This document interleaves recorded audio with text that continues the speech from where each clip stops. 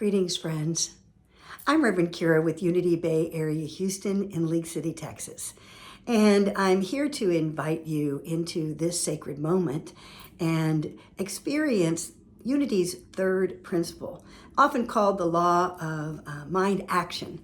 It is the causative and creative power of the universe through our thoughts, our feelings, and our beliefs.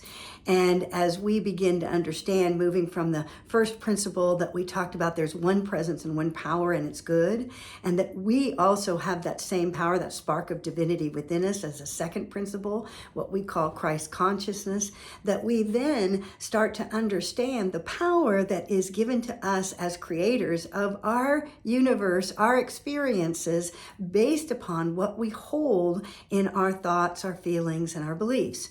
Now, this is challenging because oftentimes we think we're holding one thing or we're saying one thing, but we have an established pattern that is not allowing us to truly hold that consciousness because we're not fully engaged in that belief yet.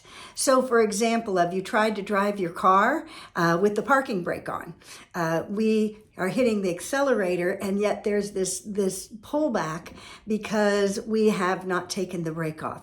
So when we are in our process of looking at that, we create our reality, we create our experience by what we hold, we get to determine, is that truly our powerful place of holding a great truth in our very essence? Is it an embodied and integrated truth? Because we can say it with our mind, but if our heart is not fully engaged, if it's not in love with the idea that we're believing in this given moment, then there is a hesitation, there's a pullback.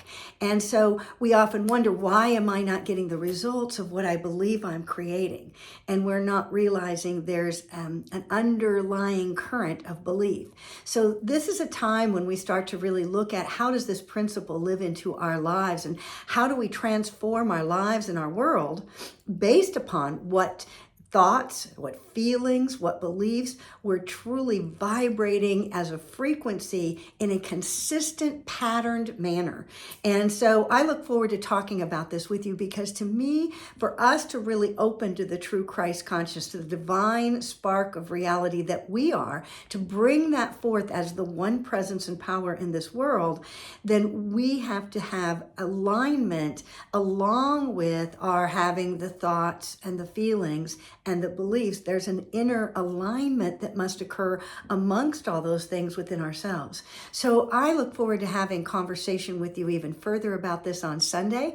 I hope you'll join us at Unity Bay Area Houston, where we share a lot of love.